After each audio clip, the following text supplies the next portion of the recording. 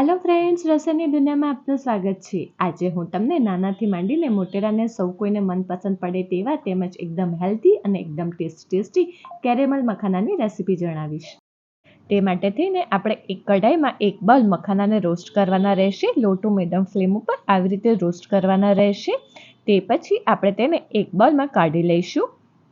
તે પછી એક કઢાઈમાં 2 ચમચી ઘી એડ કરીશું, એક બાઉલ ગોળ એડ કરીશું અને આ ગોળને લો ટુ મીડિયમ ફ્લેમ ઉપર આપણે પીગળવાનો રહેશે। તે પછી આપણે એક બાઉલમાં પાણી લઈશું અને આપણે આ જે ગોળની જે ચાસણી જે બનાવી છે તે એડ કરીશું અને તે આવી રીતના ચેક કરી લઈશું કે તે બરાબર બની છે કે નહીં તે। એ પછી આપણે રોસ્ટ કરેલા મખાનાને એડ કરવાના રહેશે અને લો ટુ મીડિયમ ફ્લેમ ઉપર આને એકદમ મિક્સ કરી દેવાના રહેશે।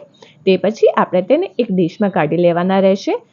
1-2 મિનિટ ઠંડા થઈ ગયા પછી તમે જોઈ શકો છો આપણા મસ્ત કેરેમલ મખાના રેડી થઈ ગયા છે।